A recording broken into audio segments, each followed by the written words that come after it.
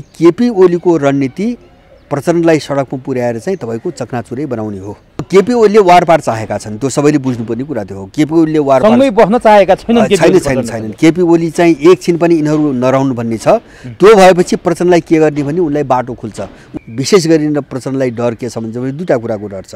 एउटा चाहिँ उनी कहीँ पनि फसाइन सक्ने सम्भावना छ, त्यसको निम्ति पर्याप्त आधार पनि छन्। कमी कमजोर थाहा छ, माधव नेपालको सीमा पनि थाहा छ, उनको लिमिटेसन पनि थाहा छ, सबै चिज थाहा छ। गलपासो फस्दै गयो नि उनको घाँटीमा, त्यो चाहिँ अन्तिममा कसिने हो र उनको सास बन्द हुने हो। मैले यो धेरै पटक भनेको छु, उनको सास बन्द हुन्छ र त्यो फुकालिदिने मान्छे उनीसँग रहन्न। अब दासढुङ्गा हत्याकाण्डलाई जसरी दबाएर आए नि दुईजना व्यक्ति, मदन भण्डारी र जसरी दबाएर आए नि हैन, अब भूमिका फरक छ, उनीहरूको भूमिका फरक छ, तर त्यो घटनालाई दबाउनुको निम्ति त प्रमुख भूमिका खेल्ने पात्र त उनी दुईजना हुन्।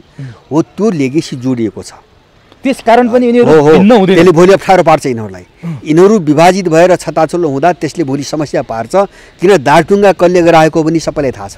50 सालको दासढुङ्गा हत्याकाण्ड पछिको 27 वर्षको इतिहास हेर्नुहोस्, एमालेको राजनीति माधव नेपाल र केपी ओली भन्दा बाहिर गएको छैन। त्यही वरिपरि घुमिरहेछ। मुख्य विषय देश हो, मुख्य विषय राष्ट्र हो र यहाँको मान्छे हो, यहाँको समृद्धि हो। त्यसलाई कसरी लाने भन्ने कोणबाट बहस हुनुपर्छ। को बढ्ने हामी बहसमा त्यहाँ नजाउँ, त्यो गलत बहस हो। यो हामी के को निम्ति बढ्ने भन्नेमा जाउँ भन्छु क्या मैले भने। त्यसकारणले गर्दाखेरि अब यिनीहरूभित्र टुटफुट सुरु हुन्छ, यिनीहरूभित्र विभाजन अपरिहार्य छ। अब केपी ओली आफ्नो दमबाट, आफ्नो औकातबाट, आफ्नो तागतबाट बोलेको होइन। केपी ओलीसँग विभाजित भइकन माधव नेपालले चाहिँ पुष्पकमल दाहाललाई बोक्ने सम्भावना छैन र प्रचण्डसँग उपाय छैन। किन प्रचण्डसँग अहिले पार्टी पनि छैन, उनले पार्टी बनाएर पनि अब बन्दैन हैन। उनले मान्छेलाई यति धोका दिएर, यति निर्लज्जतापूर्वक एउटा स्वार्थको निम्ति निर्लज्ज भएर काम गर्दै आए कि प्रचण्डलाई भर गरिकन अब चाहिँ उनको पार्टीमा लाग्नुपर्छ भन्ने मलाई लाग्छ। त्यहाँभित्र कुनै पनि माओवादीको मानसिकता छैन। प्रचण्डको हालत किन भयो भन्दाखेरि यिनी बनाइएका चाहिँ बुख्याचा थिए। विश्व चाहिँ हल्लाउने एउटा त्यत्रो युद्धको कमान्डर आज निरीह भएर चाहिँ भेट्नको निम्ति केपीलाई कहिले बालवाटा दौड्या छ, निवेदन हालेको छ, कहिले के गरेछ। बढी चुनौती बेहोर्नु पर्ने पुष्पकमल दाहाल हो। मलाई लाग्छ केपी ओलीले यति साह्रो धम्काउनुको कारण पनि त्यही हो। उनलाई के थाहा छ भन्छ भने भोलि चाहिँ निस्के पनि पुष्पकमलले निस्किन, उनको पङ्क्ति निस्किनु हो। माधव नेपाल त्यहाँबाट निस्किएर उनलाई बोकेर जान चाहिँ सजिलो छैन भन्ने कुरा नबुझिकन केपी ओलीले यसरी पेलेको होइन। यो त अन्तबाट चल्ने क्रिमिनल अपराधी नै हुन्। बाबुराम र प्रचण्डको त उनीहरू जे थिए त्यो देखिएको मात्रै हो। उनीहरू त्योभन्दा माथि हुँदा पनि होइन, त्यो बनाइएको हो नि। सबैलाई टुटाउने, फुटाउने, लडाउने, नयाँ समीकरण खोज्ने, नयाँ खालको आफ्नो एउटा निकास खोज्ने विदेशी शक्तिलाई लागि परिरहेछ। यसले बारम्बार के भन्छ भने जति पनि दलका नामका यिनी ग्याङ्गाबाट जति पनि राजनीतिक मुद्दाहरू आउँछन् नि, यिनका आफ्ना हुँदैनन्, यिनी सबै विदेशीले प्रयोग गर्न ल्याएका हुन्। केपी ओलीले जो उठाइरहेछन् नि अहिले, यो गिजोल्ने कुरा हो। जस्तो नक्सा हो नि, ठ्याक्कै त्यही रणनीति हो हैन। मैले भने नि नक्सा चाहिँ अमेरिकनहरूले पारित गराएको हो। त्यो चाहिँ इन्डियनहरूको घाँटी समात्नको निम्ति आतङ्की बनाउन पारित गराए। केही मान्छेहरू त परिचालितै छन्, सडकमा पपुलिस्ट बन्ने, सेलिब्रिटी बन्ने, मान्छेलाई बराल्ने, घुमाउने, अभियन्ता भन्ने, अनि चाहिँ तपाईँको फेरि लगेर फसाउने। किन भड्केको मासलाई फेरि अर्को कोणबाट फसाउने। अब चिज उही हुन्छ। सडकमा पनि अब ध्रुवीकरण हुन्छ। त्यो ध्रुवीकरण कहाँ हुन्छ भन्छ भने किन धमिलोपन छ, नेपाल धमिलो छ। बर्खामा चाहिँ जो खोलो धमिलो हुन्छ नि, सफा हुन त टाइम त लाग्छ नि। अब त्यो प्रक्रिया सुरु भयो। मैले अघि उठाउनु खोजेको कुरो जो हामीले सडक भन्छौँ नि, यही सडक पनि के हो त हैन। कसको चाहिँ ठ्याक्कै चाहिँ च्याखे थाहा पनि कुरा मात्रै हो। नेपाली चाहिँ आफ्नो घरभित्र बस्न नपाएर, आफ्नो गरेर खान नपाएर 80 लाख नेपाली चाहिँ बाहिर गएर अर्काको गुलामी गरिरहेछ। त्यसले आफ्नो घरभित्र बसेर साँझ बिहान खान पाउँछ कि पाउँदैन, त्यो वातावरण बन्छ कि बन्दैन। जस्तो राजासँग लडाए, राजा छैन। अब जनता विरुद्ध यत्रो काम गरे, यत्रो बदनाम भए, सबै गरे, गर्नुपर्ने केही छैन। मलाई अपराध पनि अब गर्नुपर्ने धेरै चिज केही पनि छैन भनेपछि लडाउने कोसँग त यिनीहरूलाई लडाउने एक आपसमा। अनि केपी ओलीले उनले छोडेपछि देश बर्बाद हुन्छ भने उनको व्याख्या भयो। जस्तो उनका मैले भने नि, उनका आफ्ना सपना छन्, उनका आफ्ना उद्देश्यहरू छन्, उनका आफ्ना मिसन छन्, अथवा उनी जहाँ जोडिएका छन् ती शक्तिहरूका सबै कुराहरू छन्। त्यो कोणबाट हेर्दाखेरि बर्बाद हुन्छ नै हैन। त्यो उनको आफ्नो व्याख्या भयो। जस्तो राजा आऊ देश बचाऊ भन्छ, कमसेकम उसले यसको साथसाथै यो भने पनि उसले के भन्नु पर्थ्यो भन्दाखेरि विदेशी शक्ति विरुद्ध बोल्नु पर्थ्यो, उसले विकासको कुरा गर्नु पर्थ्यो, उसले चाहिँ यत्रो मान्छे देश बाहिर बस्न बाध्य भइरहेछ, उसको चाहिँ तपाईँको समस्याको कुरा बोल्नु पर्थ्यो हैन। देशमा चौतर्फी यसो अराजकता छ, एजेन्डा बोल्नु पर्थ्यो। त अब त्यो एउटा प्रवृत्ति हो नेपालमा हुर्किँदै आछ। त हामी अब कहाँ जानु हुँदैन भन्छ भने ठिक छ, देशको निम्ति सहयोगी हुने, पूरक हुने, भूमिका खेल्ने सबै शक्तिसँग मिलेर जानुपर्छ। त्यो राजा भरतजी, तपाईँलाई एभरेस्ट नेपालमा हार्दिक स्वागत छ। हजुर धन्यवाद। आज हामी मूलतः देशको समसामयिक राजनीति, अमेरिकामा भर्खरै भएको राष्ट्रपतीय निर्वाचनले एसिया लगायत नेपालमा पार्न सक्ने प्रभाव र नेपालको राजनीतिक अस्तव्यस्ततापछि अब मुलुकलाई निकास दिन के अब भइगयो होला, नेपालमा सत्तारूढ नेकपा भित्रको जुन झगडा उत्कर्षमा पुगेको छ, यसअघि पनि पटक पटक भएका झगडा युद्धविराम हुँदै टर्दै आएका थिए, तर यसपटक चाहिँ भारतका गुप्तचर प्रमुख गोयलको भ्रमण पछाडि केपी ओली अलि कडा स्वभावमा र अलिक कठोर रूपमा आफ्ना सहकर्मीहरूप्रति प्रस्तुत भएको देखिएको छ। यसले के सङ्केत गर्छ? काहीँ न काहीँ भारतकै कारण केपी ओली यसरी प्रस्तुत भए हुन् अथवा उनी आफै त्यसरी प्रस्तुत भइरह हुन्? के छ, यसले के सङ्केत गर्छ? अब यसले धेरै महत्त्वपूर्ण कुराको सङ्केत गर्छ। जस्तो मलाई कस्तो लाग्छ भन्छ भने यो विश्वको समग्र परिस्थिति हेर्दा अब नेपाल त्यो परिवेशबाट चाहिँ नेपाल अछुतो रहेर जान सक्दैन र अहिले यो पछिल्लो कालमा जस्तो इन्डियनहरूको सक्रियता अथवा केपी ओलीको उग्रता त्यो मात्रै होइन, अब सबै दलभित्र अब त्यहाँभित्रका पक्ष विपक्षीहरू जो छन् उनका बिचको कटुता, सबै चिज हेर्दाखेरि मेरो आफ्नो चाहिँ तपाईँको बुझाइ यिनीहरूको बिचमा एउटा डरलाग्दो सङ्कट, विशृङ्खलता, टुटफुट, विखण्डन र चाहिँ तपाईँको विसर्जनको एउटा चाहिँ प्रक्रिया सुरु भइसकेको छ। यो विश्वव्यापी रूपमै होइन, यहाँ मात्रै होइन, यो विश्वव्यापी रूपमै जस्तो चाहिँ त्यसका सिमले जस्तो हरेक देशहरू चाहिँ आन्तरिक द्वन्द्वमा, एउटा गृहयुद्धमा अथवा चाहिँ आन्तरिक विभाजनमा फस्दै गएका छन्। अमेरिकादेखि लिएर त्यो नेपालसम्म त्यो सिम्टम देखिन्छ। त्यस कारणले पहिलो कुरो त यो ट्रेन्ड हो, विश्वकै ट्रेन्ड हो, यो परिस्थितिको उपज हो यो कुरा। र नेपालमा पनि के हो भन्छ भने जस्तो केपी ओली यो चाहिँ यो पछिल्लो कालमा के आएर यो रको प्रमुखको अब इन्डियन सेनापतिको अनि चाहिँ फेरि एकजना कर्मचारी आउँदैछन् जो एउटा चाहिँ दौडा सुरु भएको छ। यसले दुईटा कुराको सङ्केत गर्छ। एउटा त उनीहरूले नेपालमा के रणनीति बनाएका छन् र कसरी अगाडि बढ्न खोजिरहेका छन्, एउटा त्यो कुरो देखाउँछ। अब त्यससँग जोडेर उसले के देखाउँछ भन्छ भने उनीहरूभित्र जो सङ्कट छ नि, त्यो सङ्कट धेरै गहिरो हुँदै गएको छ र उनीहरूभित्र ठुलो छाडपटाड पनि छ। त्यस कारणले गर्दाखेरि भोलि कुनै पनि बेला परिस्थितिले कुनै पनि मोड लिन सक्छ। त्यस कारणले त्यसलाई कसरी चाहिँ सम्हाल्ने र आफ्नो पक्षमा राख्ने भन्ने खालको जो उनको छटपटाहरू, त्यो सङ्केत पनि त्यसले गर्दछ।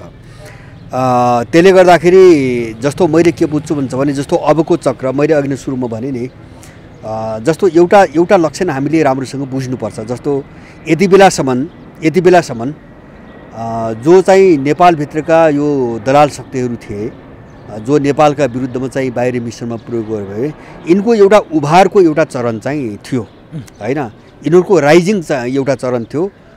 जस्तो यिनीहरू शक्तिमा आउने एउटा प्रक्रिया सुरु भयो र अब त्यो एउटा उत्कर्षपछि मलाई लाग्छ उनीहरू भित्र एउटा सङ्कट बल्झिने, सङ्कटले अब उनलाई घेर्दै जाने र उनीहरूभित्र अब विभाजन र विखण्डन सुरु हुने एउटा त्यो प्रक्रियातिर अगाडि गयो। मैले भने यो विश्वभरिको ट्रेन्ड हो, नेपालको मात्रै होइन।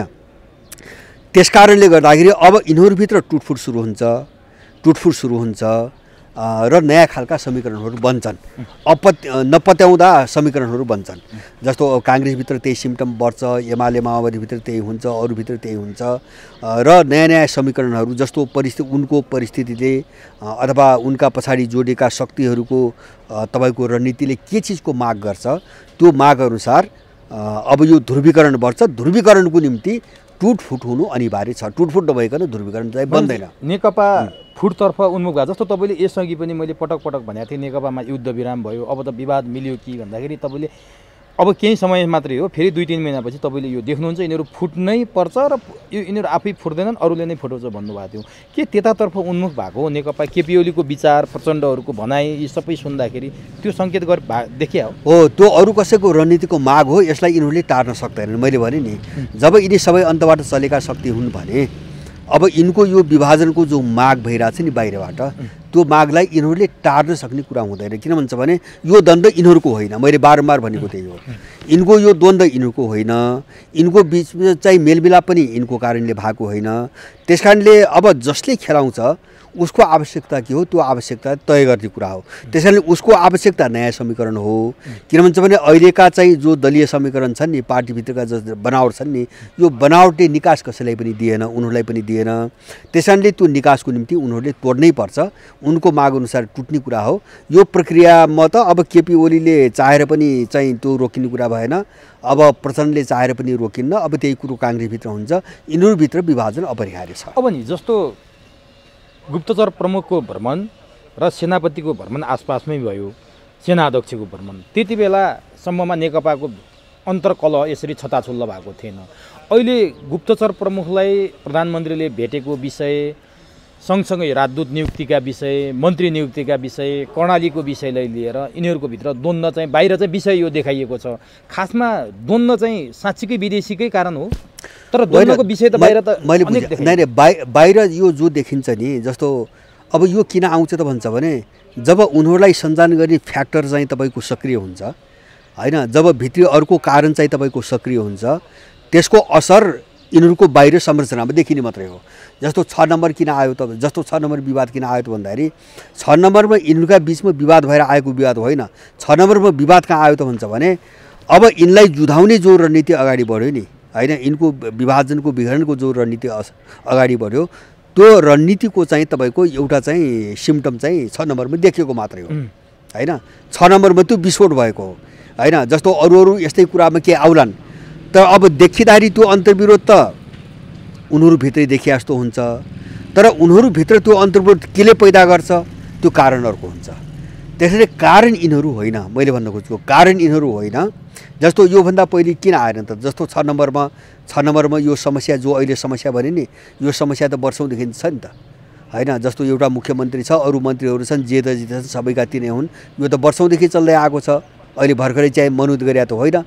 त विस्फोट यति बेला किन भयो त भन्दाखेरि यिनीहरूभित्र चाहिँ काम गर्ने फ्याक्टर यति बेला सक्रिय भइरहेको छ। तपाईँले भन्नुभयो नि रघु प्रमुख आए, अब इन्डियन सेनापति आए, अब विदेश सचिव आउँदैछन्, भोलि अर्को आउला। अब त्यो गतिविधि जति तीव्र रूपमा बढ्दै जान्छ नि, अब त्यही ढङ्गले यिनीहरूभित्र पनि सलबलाहट बढ्छ, यिनीहरूभित्र पनि त्यो द्वन्द्व चाहिँ बढ्दै जान्छ। कारण त्यो हो। त्यस कारणले गर्दाखेरि मैले भने यो मिल्ने कारण होइन, उनीहरूले मिलाएर मिल्ने उनको पहुँचभित्र भएको कुरो होइन। त्यस कारणले यिनीहरूभित्र यो त 1 वर्षदेखि नाटक हुँदै आएको छ। जस्तो एउटै मुद्दामा 3 पटक चाहिँ पोहोर मङ्सिरदेखि 3 पटक यिनको चाहिँ सहमति पनि भएको छ, हस्ताक्षर भएको छ, त्यसको भोलिपल्ट उल्लङ्घन पनि हुँदै गएको छ, कुरो मिला कहीँ पनि छैन। अब यसो हेर्नुहुन्छ भने विवाद पनि कहीँ पनि छैन। विवाद भन्नुहुन्छ भने सहमति भइरहेछ, कहाँनिर विवाद भन्ने, अब विवाद तपाईँको छैन भन्नुहुन्छ भने कुरो कहिले पनि मिल्दैन। तर ओली एकदमै कठोर भएको छन् नि प्रचण्ड माधव नेपालको समूहप्रति। उनले तिमीहरूले एक्सन लियो भने म महाएक्सन ल्याउँछु भन्ने, बैठकै नराखिदिने, अराजक बनिदिने। अनि माधव नेपाल र प्रचण्डहरूले पनि के भनेपछि औपचारिक बैठक राख्नै नसक्ने, औपचारिक बैठक राखेको तिमीहरूले राखेको केही समयभित्र म पार्टी फुटाइदिन्छु भनेर ओलीले भनिसकेपछि न यिनीहरू बहुमत हुँदाहुँदै औपचारिक बैठक राख्न सक्छन्, न ओली बैठक बोलाउन सक्छन्। किन यस्तो किसिमको ल्याङ अथवा लिङ्गेरिङमा ल्याएर यिनीहरू छोडिया छ त? किन यस्तो भइरहेछ? होइन हो, हामीले हेर्ने यही हो। जस्तो तपाईँ हामीलाई सामान्य के लाग्छ भन्छ भने पार्टी त उनीहरूको हो, पार्टी त केपी ओलीको हो, पार्टी माधव नेपालको हो, पार्टी प्रचण्डको हो। तर जस्तो केपी ओलीको रवैया तपाईँले भन्नुभयो नि, अहिले जे गर्छौ गर, म तुरुन्तै केही स्टेप चाल्यो भने फुटाइन्छु, तिमीहरू एक्सन गर्यो भने म महाएक्सन गर्छु भने, महाएक्सन गर्छु भन्यो ओलीले। किन त्यो पार्टी फुट्ने कुराले पनि उनको दिमागमा कतै खलेको छैन। अब यो किन हुन्छ भने केपी ओलीले जे बोलिरहेका छन्, अब त्यो उनी आफ्नो निम्ति केही बोलिरहेका छैनन् हैन। उनलाई जसले प्रयोग गरेको, जस्तो उनीसँग सत्ता छ, एउटा कुरा सत्ता छ, दोस्रो कुरो अब सत्तामा कसैले प्रयोग गरेको कसैको आड छ, त्यो तागतबाट केपीले त त्यसको निम्ति काम गर्दै आएको। त्यस कारणले त्यो फ्याक्टरले केपीलाई जतातिर लग्न खोजिरहेछ नि, त्यो मिसनमा लग्नको निम्ति त केपीलाई त बलियो त बनाउनु पर्यो। त्यो बलियो बनाउने दुईवटा कुरा हो, या त अर्को पक्षले केपीसँग सरेन्डर गर्नु पर्यो र केपीलाई चाहिँ उनले चाहेअनुसार अगाडि बढ्न दिनु पर्यो, होइन भने अब अवरोध पार्न खोज्ने हो भने त्यसको सामना गर्नु पर्यो। त्यो सामना भनेको के हो, अब जस्तो पार्टी केपी ओलीलाई चाहिँ जस्तो यिनीहरू चाहिँ जस्तो निरीह किन भए त भन्छ भने गर्ने के जस्तो केपी ओलीलाई बहुमत त उनीहरूसँगै छ नि, केपी ओलीलाई कारबाही गर्न किन सक्दैन?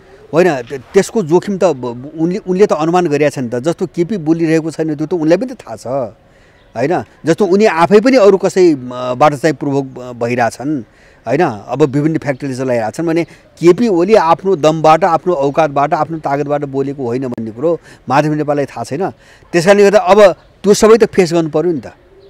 कुनै स्टेप चाल्नुभन्दा अगाडि त त्यो सबै सामना गर्ने तयारी त गर्नु पऱ्यो। सामना गर्न सकिन्छ कि सकिँदैन, केपीलाई कुन रूपमा प्रस्तुत गर्न खोजिरहेछन्, कतातिर लग्न खोजिरहेछन्, कसका विरुद्धमा लग्न खोजिरहेछन्, यो विषयमा त सबै जानकार छन्। त्यस कारणले त्यो जो जोखिम हो नि, त्यो जोखिम मोल्न नसक्दा उनीहरू अकर्मण्य भएका हुन्। केपी बलियो भएर होइन, होइन। अब केपीको विषयमा चाहिँ कुनै चाहिँ स्टेप अगाडि चाल्दा जुन चाहिँ जोखिम आउँछ त्यो जोखिम कति बोल्न सकिन्छ भन्ने चाहिँ अनिश्चितताले उनीहरू चाहिँ अकर्मण्य भएर बस्या हुन्, केही गर्न नसक्ने अवस्थामा बस्या हुन्।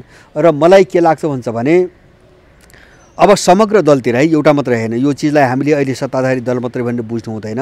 अब काङ्ग्रेस, राप्रपा अथवा अरू दलहरू, सत्ताधारी दलहरू सबैतिर व्यापक रूपमा ध्रुवीकरण गरेर जाने र आफ्ना खालका सेन्टरहरू अलग ढङ्गले समीकरण बनाउने भन्ने खालको एउटा सबै खालका चाहिँ शक्तिहरूको, अन्तर्राष्ट्रिय शक्तिहरूको त्यो डिजाइन अगाडि बढ्यो, लडाइँ त्यो ढङ्गले अगाडि बढ्यो भने जस्तो काङ्ग्रेस पनि विघटित हुने अथवा चाहिँ राप्रपा पनि हुने, सत्ताधारी दल पनि हुने, एउटा ठुलो चाहिँ उथलपुथल अराजकतातिर लैजाने खालको त्यो रणनीति, अर्को रणनीति अगाडि बढ्यो भने त्यहाँ माथि चाहिँ यिनीहरूले कुनै स्टेप चाल्लान् भन्ने चाहिँ अलिकति केही लक्षण देखिन सक्छ। होइन भने जस्तो यो म्याद त केपीलाई त 3 पटक थपिसक्यो नि। पहिले चाहिँ कति घन्टा भने 24 घन्टा भने, त्यसपछि चाहिँ हिजो मात्रै पनि केपी ओलीलाई भेट्न प्रचण्ड बालुवाटार पुगे। प्रचण्ड बालुवाटार पुगेपछि केपी ओलीले महाएक्सन ल्याउँछु भनेपछि आधा घन्टामै तिनी फर्केर आए। जब हिजै उनीहरू औपचारिक बैठक राख्ने भनेको थिए, फेरि 2 दिन सारेर भोलि 27 गतेसम्म पुऱ्याएका छन्। भोलिबाट पनि यिनीहरू सार्छन् अथवा मिल्छन् अथवा के हुने सम्भावना देख्नुहुन्छ यिनीहरू? होइन, अब सार्नुको विकल्प मैले देख्दिनँ। फेरि सार्छन्? होइन, मिल्ने त प्रश्नै छैन। मैले भने नि यिनको के कुरो छ र मिल्ने, यिनको कुरो केही पनि छैन त्यहाँ मिल्नुपर्ने। अब सार्ने भन्दा पनि मलाई लाग्छ यसलाई अलिकति लाज बचाउनुको निम्ति, सेफ ल्यान्डिङ जस्तो देखाउनुको निम्ति फेरि वार्ताको अर्को नौटङ्की हुनसक्छ। जस्तो केही मान्छे खटाउने, होइन, बिचका मान्छेहरू केही मान्छे खटाउने, दुईतिरका प्रतिनिधि गराउने, फेरि वार्ता गरौँ, कहाँ सहमति जुट्न सक्छ, के गर्न सक्छ भन्ने। जस्तो केपी ओलीले पनि त गर्छ नि त। यिनीहरू बढी उग्र नहुन् भनेर त्यो त निर्णायक कदम चाले पो म पनि चाल्छु भन्ने कुरो हो। तर यत्तिकै बसिराख्यो भने त केपी ओली अहिले निर्णायक कदम चालुन् भन्ने ठाउँमा त उनले पुर्याउनु पनि चाहन्छन्। जब सबै काम गर्न पाउँछन् भने केपीले अहिले चाहिँ यिनलाई चाहिँ निकाल्नै पर्छ भन्ने पनि छैन। जस्तो केपी ओलीले त्यस भए चाहिँ अब वार्ता छलफल गरौँ, होइन, तिम्रो के कहाँ मिल्न सकिन्छ भनेर केपीले अर्को कार्ड फ्याँक्न सक्छन् अथवा उनीहरूले फेरि त्यो पहल गर्न सक्छन्। अब यो वारपारकी अवस्थामा अहिले तत्कालै जाँदैन। किन भन्छ भने अहिले तत्कालै जाँदैन। तत्कालै किन जाँदैन हुन्छ भने उनीहरूले केही गर्न सकिरहेका छैनन्। जो अर्को पक्ष छ नि, उनीहरूले केही गर्न सकिरहेका छैनन् र केही गर्न सकिहाल्ने स्थिति मैले देख्दिनँ, होइन। जस्तो त्यसमा पनि विशेष गरी प्रचण्डलाई डर के छ भने दुईवटा कुराको डर छ। एउटा चाहिँ उनी कहीँ पनि फसाइन सक्ने सम्भावना छ, त्यसको निम्ति पर्याप्त आधार पनि छन्, होइन। जस्तो विभिन्न मुद्दा मामिलाहरू छन् अथवा चाहिँ भ्रष्टाचारका केसहरू दर्ता भएका छन्। एउटा यो त्यो जोखिम मोल्नुपर्छ। दोस्रो चिज उनले के बुझेको हुनुपर्छ भन्छ भने अब निर्णायक चाहिँ तपाईँको अवस्था आयो भने केपी ओलीसँग विभाजित भइकन माधव नेपालले चाहिँ पुष्पकमल दाहाललाई बोक्ने सम्भावना छैन, होइन। मैले त्यस्तो सम्भावना देख्दिनँ। तर अहिले त उनीहरू एकै ठाउँ छन्। अहिले त्यो बार्गेनिङ उनीहरू पनि एकै ठाउँमा छन्। जस्तो माधव नेपालका पनि आफ्ना बार्गेनिङ त छन् नि। आफ्ना मान्छे चाहिँ सत्तामा पुर्याउनु छ, कतै प्रदेशमा छ, पार्टीमा छ, पार्टीभित्र केपी ओलीले टेरिरहेको छैन, बेइज्जती गरिरहेछ, उसलाई अलिकति ब्यालेन्समा राख्नुपर्ने छ। यसको निम्ति चाहिँ तपाईँको बार्गेनिङ त सबै एक ठाउँमा त हुने भए, तर चाहिँ वारपारको स्थिति भने फरक कुरो हो। अब त्यो बेला प्रचण्डलाई साथ दिएर माधव नेपाल केपीसँग अलग हुन्छन् भन्ने मलाई चाहिँ विश्वास लाग्छ। आधार के छ? जस्तो नि प्रचण्डतिर निरन्तर रूपमा अविच्छिन्न रूपले पछिल्लो पार्टी एकता भएपछि त माधव नेपालले प्रचण्डलाई साथ दिइरहेछन्। केपी ओलीसँग उनको त्यति राम्रो घनिष्ठता पनि देखिँदैन। तपाईँले यसअघि पनि मलाई भन्नुभएको थियो माधव नेपालले प्रचण्डलाई साथ नदिएर केपी ओलीलाई नै साथ दिन्छन् भन्ने आधार के छ? होइन, आधार 2-3टा कुराहरूबाट हेर्नुपर्छ यसलाई। पहिलो कुरो त के हो भन्छ भने जस्तो माधव नेपालले पुष्पकमल दाहालको नेतृत्व स्वीकार गर्न सक्दैनन्। यो आफ्नो कोणबाट यो सम्भावना छैन, होइन। जस्तो चाहिँ अब उनको बिचको चाहिँ एउटा द्वन्द्व के हो भोलि निस्कने भन्छ भने अध्यक्ष त दुवैलाई हुनु परेको छ, होइन। प्रचण्ड चाहिँ अब पार्टी एकता गरेर आएको मूल मान्छे म भन्ने छ। अब माधव नेपालले चाहिँ उनलाई स्वीकार गरेर जान सक्ने अवस्था छैन। उनको आफ्नो स्वार्थको कुरा, अब त्यस कारणले त्यहाँ एउटा त्यो व्यक्तित्वको पदको एउटा टक्राउ त्यहाँ सुरु हुन्छ। अब त्यो पनि मिल्दैन भोलि, त्यो दुवैजनाले बुझेका छन्, त्यो भोलि मिल्दैन। दोस्रो कुरा के हो भन्छ भने एउटा लेगेसीको कुरा हुन्छ होइन। जस्तो माधव नेपाल र केपी ओलीको अब एउटा लेगेसी केही कुराहरूमा बलियोसँग जोडेको, जस्तो म उनको हिस्ट्री हेर्छु, उनको इतिहास हेर्दाखेरि एउटा अपवादमा बिचमा चाहिँ त्यो पार्टीभित्रको आन्तरिक द्वन्द्वको कारणले अब उनीहरूको बिचमा अलिकति कुरो नमिल्दा बिचमा पार्टी अध्यक्ष र चाहिँ प्रधानमन्त्रीमा बिचमा फाइदा उठाए झलनाथ खनालले होइन।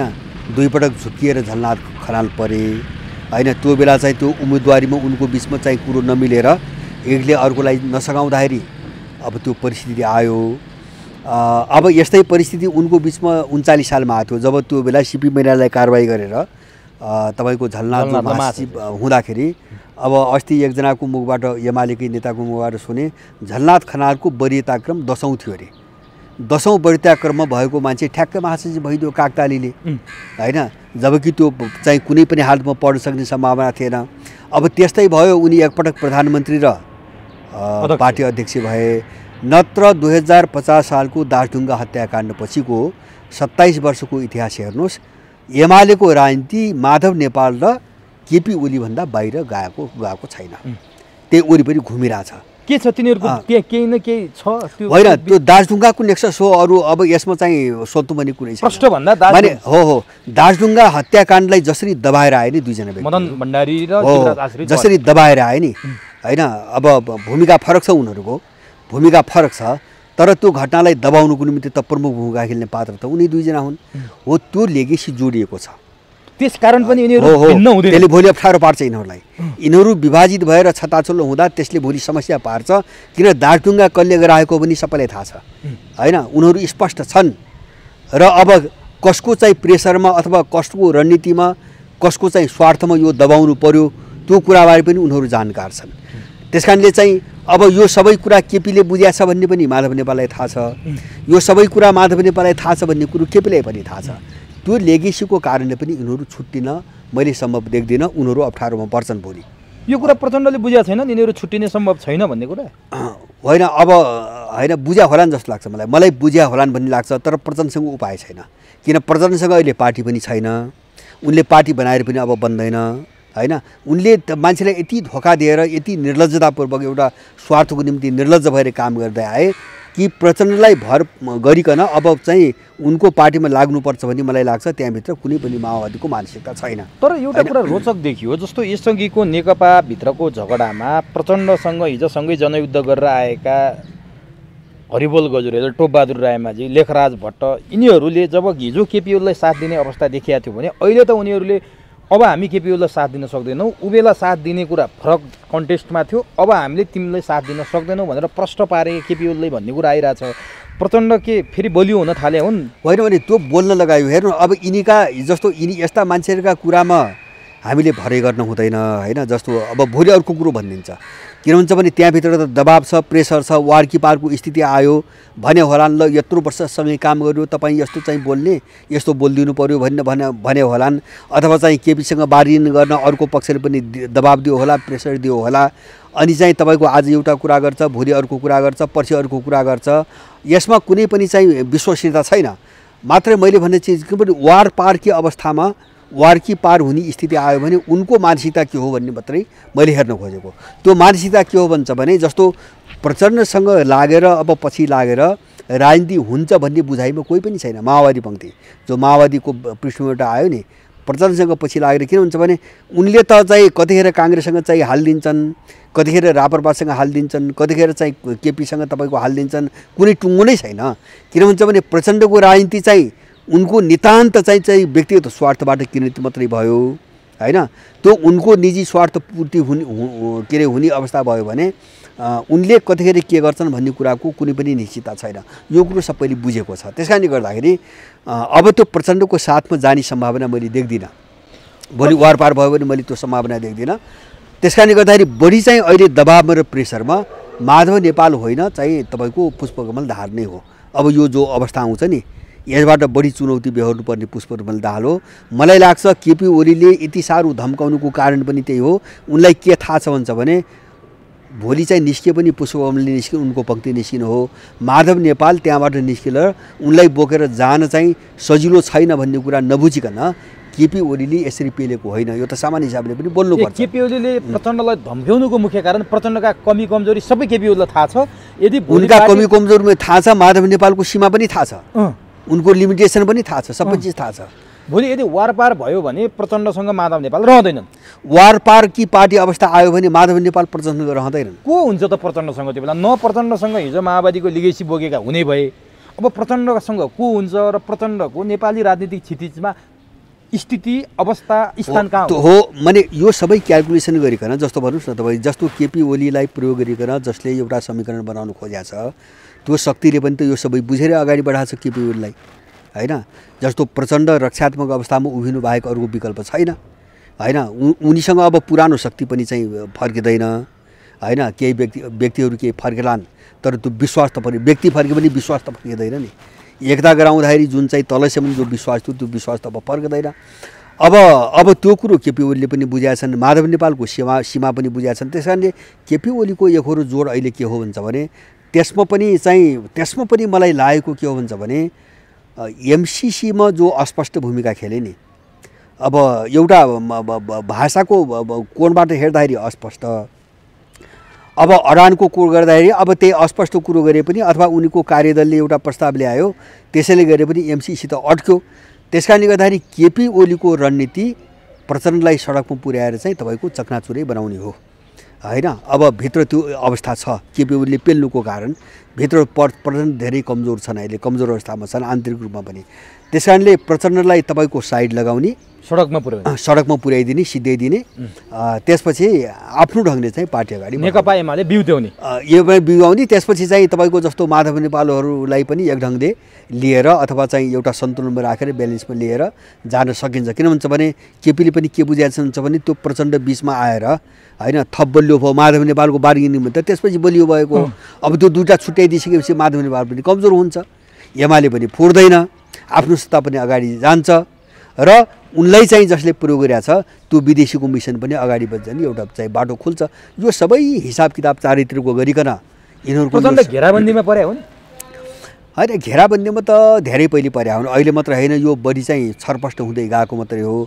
प्रचण्डले जुन दिन, होइन, त्यो गरिबका छोराछोरीहरू त्यत्रो मान्छे मराएर जुन दिन घात गरिकन साम्राज्यवाद र त्यसका दलालसँग जो घाँटी जोडे नि, प्रचण्डको घेराबन्दी त्यही दिनदेखि सुरु भएको हो।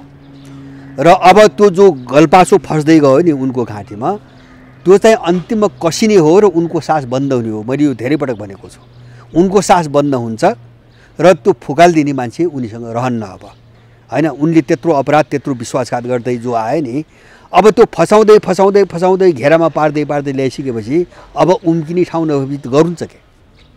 अब उम्किने ठाउँ नभए गर्ने के त प्रचण्डले? जब भन्नुहोस् न, अब केपीका अगाडि नाङ्गो रूपमा समर्पणै गर्नु पर्यो, मैले सबै बुझाएँ, होइन?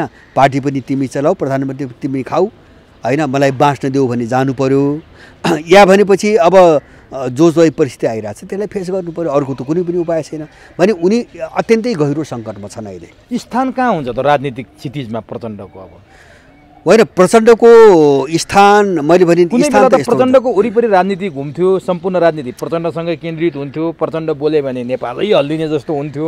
अब त्यो हुँदैन हो, त्यो त्यस्तो बनाइयो जस्तो उनको जग नहुनुको पर्यो। मैले बारम्बार भन्छु नि, प्रचण्ड बाबुराम जस्तो बाबुराम त्यस्तो किन भए, होइन? दुनियाँले सारा विदेशीले भिजनरी पनि प्रचार गरे, तामझामसहित चाहिँ 1 लाख मान्छे निकालेर चाहिँ पार्टी घोषणा गरे, सारा चिज गए। आज बाबुराम चाहिँ तपाईँको आफ्नो अस्तित्व त्यो पदी है, एउटा पदमा देखाउनुको निम्ति कहिले उपेन्द्र यादव कहिले महेन्द्र ठाकुरको टाङमुनि किन छिर्छ, किन त्यो विवश छ, प्रचण्डको हालत किन भयो भन्दाखेरि यिनी बनाइएका चाहिँ बुख्या साथी बनाइएका, यिनी आफै बनेको भए पो जग हुन्छ। जस्तो यिनी आफ्नो जगबाट बनेको भए, आफ्नो जगबाट मुभ भएको भए, त्यहाँ टेक्निक कुनै चाहिँ ठाउँ बनाएको भए पो तपाईँको त्यसको शक्ति हुन्छ, एउटा छवि हुन्छ, एउटा ठाउँ हुन्छ। माने बनाएको कसैले थियो, त्यस कारणले गर्दाखेरि अब उसलाई चाहिँ कस्तो चाहिँ तपाईँको अवस्थामा लगेर उसलाई टुङ्ग्याउने भन्ने पनि उसकै हातमा छ। समस्या त्यही हो, उनको समस्या नै त्यही हो। त्यही प्रचण्डलाई कहाँ लगेर चाहिँ तपाईँको टुङ्ग्याइदिने भन्ने कुरा, होइन, प्रचण्डले तय गरेर अब हुँदैन, सम्भव छैन। किनभने उनीसँग त्यो आँट आउँदैन, किन त्यसरी उनीहरू प्रयोग भइसकेका छन्। त्यस कारणले गर्दाखेरि प्रचण्डको नीति मैले भने नि अब प्रयोग गर्दासम्म गरे किन भन्छ भने त्यो प्रयोग त प्रचण्ड बाबुमा अगाडि लाग्यो, प्रयोग त नेपाली जनता भयो, नेपाली जनताको रगत प्रयोग भयो, किन रगतले ऊर्जा दिन्छ, त्यो ऊर्जाले उनले धेरै काम गरे, दरबार हत्याकाण्डदेखि लिएर धेरै कामहरू गरे हैन। अब त्यो सबै चिज समाप्त भएपछि त्यो कोर्स पुरा भइसकेपछि अब प्रचण्डको चाहिँ तपाईँको औचित्य कति हुन्छ हैन, त्यसको चाहिँ तपाईँको सान्दर्भिकता कति हुन्छ, त्यो हिसाब किताब त उनीहरू पनि गर्छन्। मलाई लाग्छ त्यो सान्दर्भिकता अब चाहिँ नभएको हुनाले प्रचण्डको औचित्य पनि सकिएको छ र त्यो कारणले उनीहरू सङ्कटमा फस्दै गएको हो। फुट भयो भने पनि प्रचण्ड शक्तिहीन र छिन भएर जान्छन् भने तपाईँको त शक्तिहीन र छिन भएर जान्छन्। अब उनीहरू काङ्ग्रेसको कुनै ग्याङभित्र चाहिँ शरणमा पर्न जाने, अब राप्रपाहरूसँग फेरि गठबन्धन बनाऊ भन्ने बाहेक अर्को विकल्प छटपटाहट जस्तो बाँधासम्म त चाहिँ अब केही न केही आफ्नो पक्षमा निकासको निम्ति प्रयत्न त जसले पनि गर्ने नै भयो, गर्ने पनि भयो। तर चाहिँ प्रचण्डको जुन साग थियो नि राजनीतिमा, जो बाहिर देखिने जुन साग थियो नि, त्यो साग चाहिँ अब चाहिँ रहँदैन। तपाईँले बारम्बार भन्नुहुन्छ यिनको दुःखद अन्त्य हुन्छ भनेर भन्नुहुन्छ, त्यो चाहिँ कसरी भन्नुभयो, के आधारमा भन्नुभएको? होइन, दुःखद अब राजनीतिक हिसाबमा त उनको दुःखद त अन्त्य त योभन्दा बढी के हुने हैन। जस्तो केपीले जुन हालतमा देखाइरहेछन् योभन्दा दुःखद अन्त्य त के हुने। तपाईँले भन्नुभयो नि विश्व चाहिँ हल्लाउने एउटा त्यत्रो युद्धको कमान्डर आज निरीह भएर चाहिँ भेट्नको निम्ति केपी ओलीलाई कहिले बालुवाटार दौड्या छ, निवेदन हालेको छ, कहिले के गरिरहेको छ, यो तस्बिरमा त देखे नि त मान्छेहरू।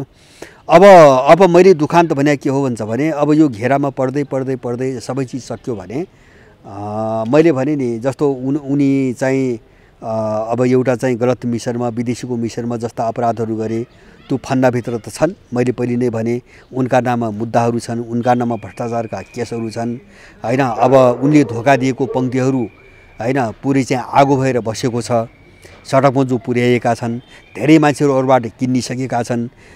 अब धेरै मान्छे उनको हातबाट चाहिँ तपाईँको पीडित पनि छन् बाहिरका। अब कुनै पनि मान्छे उनको विरुद्धमा प्रयोग हुन सक्ने अवस्था छ भोलि हैन, कसैले बदला पनि लिन सक्छ।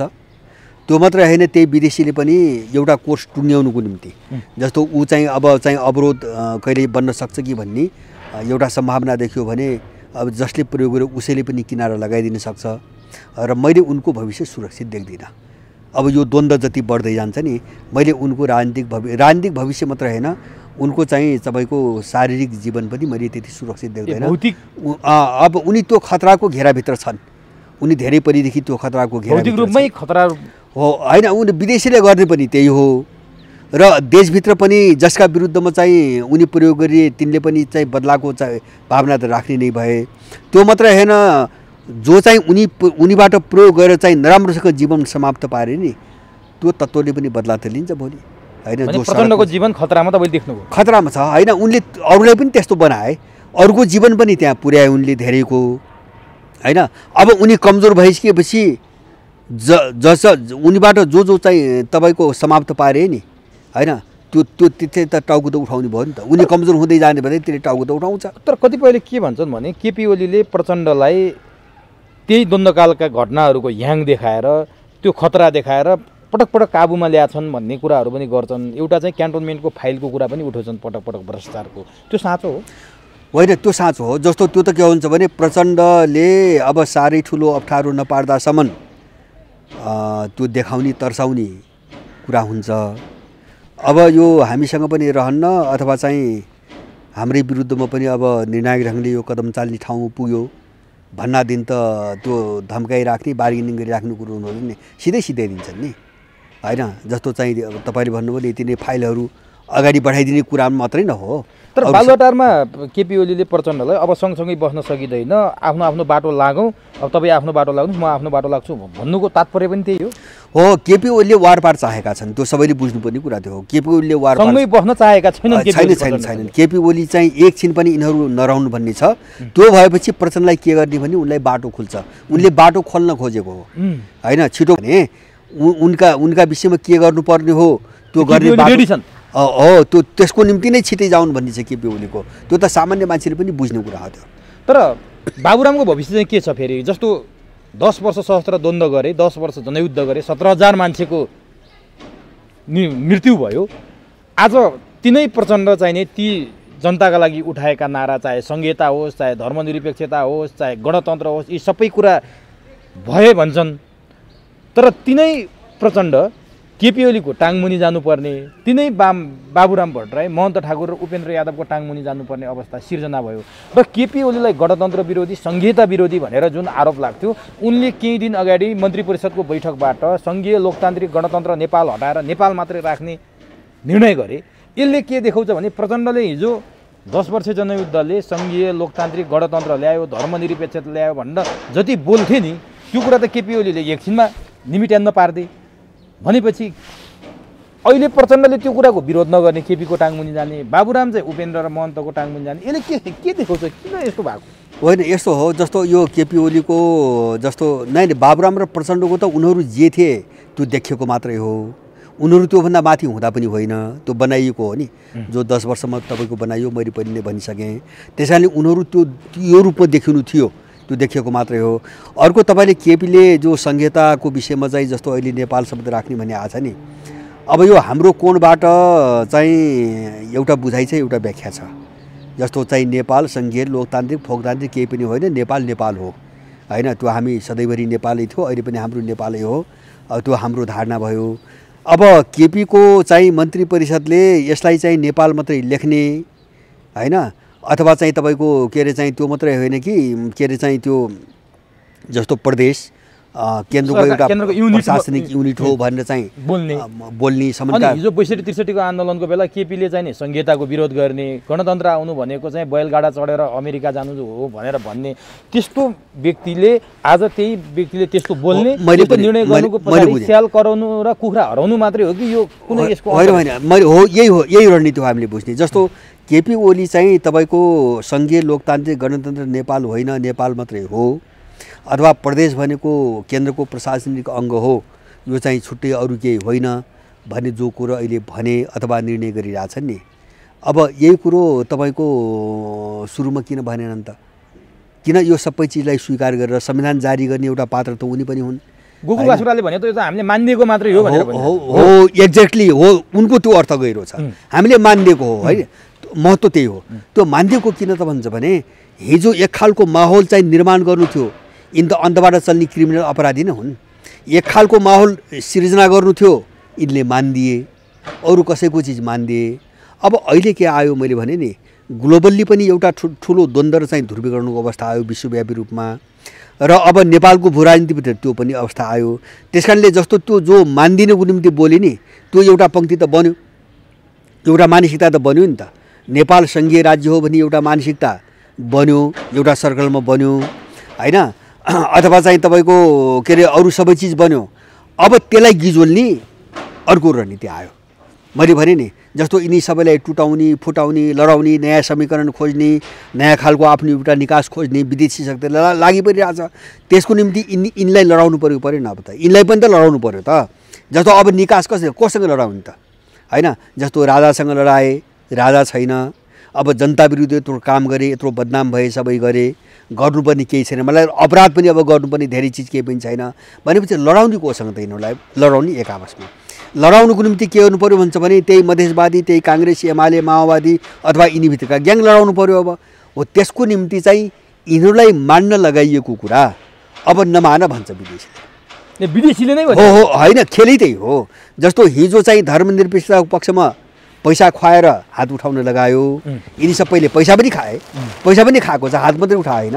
अब त्यही तत्त्वले अहिले हिन्दू राज्य भन्छ, त्यो त भन्न लगाएको न हो। किन भन्छ भने धर्मनिरपेक्षता भनेर एउटा पङ्क्ति खडा गरे, अब हिन्दू राज्य लेखाएपछि अब लडाइँ हुने भयो, जुधाउनु पर्यो। अब त्यस कारणले सङ्घीय लोकतान्त्रिक नेपाल स्थापित गरे, सरकारमा गए, त्यसैकै निम्ति भनेर संविधान बनाए। हामीले यसलाई कार्यान्वयन गर्नुको निम्ति सरकार बनाऊँ पनि भने होइन, जस्तो बुझे पनि नबुझे पनि एउटा मानसिकता मेन्टालिटी त बन्यो नि। अब त्यसलाई गिजोल्नु पर्यो होइन, द्वन्द्व त त्यही भित्र गराउनु पर्यो। त्यस कारणले उनले के भने अब नेपाल मात्रै लेख्ने भने होइन, अब त प्रदेश चाहिँ तपाईँको युनिट मात्रै हो भने, युनिट मात्रै हो भने सरकारको किन गिजोल्नु पर्यो होइन? लडाउने दलाल त यही भित्र छ, अस्थिरता पैदा गर्नको लागि। अस्थिरता बस खेल यति हो। त्यस कारणले मैले बारम्बार के भन्छ भने जति पनि दलका नामका यिनी ग्याङ्गाबाट जति पनि राजनीतिक मुद्दाहरू आउँछन् नि, यिनका आफ्ना हुँदैनन्, यिनी सबै विदेशीले प्रयोग गर्न ल्याएका हुन् होइन। विदेशीको आफ्नो एजेन्डा हुँदैन। नेपाल त प्रयोग थलो हो, यिनी त गोटी मात्रै हुन्। त्यस कारणले गर्दाखेरि सङ्घीयता पनि उनको एजेन्डा होइन यसले काम गरेन भने उनले एकात्मकता अथवा चाहिँ केन्द्रीकरण भनिदिन्छन्। अब संहिताको ठाउँमा चाहिँ एकात्मकता भनिदिन्छन्, केन्द्रीकरणको ठाउँमा के अरे विकेन्द्रीकरण चाहिँ के अरे प्रदेशको ठाउँमा चाहिँ केन्द्रीकृत शासन भनिदिन्छन्। त्यस कारणले गर्दाखेरि उनीहरूलाई के भन्दा काम हुन्छ उनले त्यो एजेन्डा बोकाइदिने मात्रै हो। त्यस कारणले विदेशीको एजेन्डा संहिता अथवा फङ्गिता पनि केही पनि हुँदैन, सबै प्रयोग हो। अब प्रयोग गरे जस्तो अब यसबाट हुने भएन, यो संहिता जो लेखा छन् नि यसबाट हुने भएन भने यसलाई चाहिँ तोडिदिन्छन्। गिजोल्ने कुरा हो उनीहरूको। त अहिले केपी ओलीले जो उठाइरहेछन् नि अहिले यो गिजोल्ने कुरा हो। जस्तो नक्सा हो नि ठ्याक्कै त्यही रणनीति हो होइन। मैले भने नि नक्सा चाहिँ अमेरिकनहरूले पारित गराएको हो, त्यो चाहिँ इन्डियनहरूको घाँटी समात्नको निम्ति आतङ्की बनाउन पारित गराए। तर भूमि फिर्ता लिने प्रक्रियामा अमेरिकनहरूले अगाडि बढ्न दिँदैनन्। मैले सुरुमै भनेको थिएँ, भयो त्यही। अहिले यो पनि त्यस्तै हो। अब यो पनि त्यस्तै हो। तर प्रचण्ड र बाबुरामले त्यत्रो चाहिँ जनयुद्ध गरे, संहिताको लागि गऱ्यौँ भने, गणतन्त्रको लागि गऱ्यौँ भने, धर्मनिरपेक्षताको लागि गऱ्यौँ भने, आज केपी ओलीको मन्त्री परिषदले त्यो निर्णय गर्दा प्रचण्ड र बाबुराम चुइक्क बोल्दैनन्। यसको कारण चाहिँ के हो? होइन बोल्दैन। जस्तो उनले पनि गरे होइन। जस्तो हिजो त विदेशीले संहिता लेखाएर अब नेपाललाई विभाजन गर्न, गिजोल्न, साम्प्रदायिकता फैलाउन सहिलो हुन्छ, अब यो बाटोबाट जानुपर्छ भने यिनले संहिता बोके। जनयुद्ध सुरु गर्दाखेरि त थिएन नि त, त्यो पनि त हामीले हेर्नु थिएन। जनयुद्ध सुरु गर्दाखेरि त यिनले त के नारे मजदुर किसानको सरकार नयाँ जनवाद भने। किन त्यो भन्नु पर्थ्यो? किन भन्छ भने रगत चाहिएको थियो, नेपालीहरूको रगत चाहिएको थियो होइन। शक्ति सञ्चय गर्न, शक्ति बनाउन रगत चाहिएको थियो। त्यो रगतको निम्ति यिनले वर्गको मुद्दा गरे होइन, नयाँ जनवादको कुरा गरे।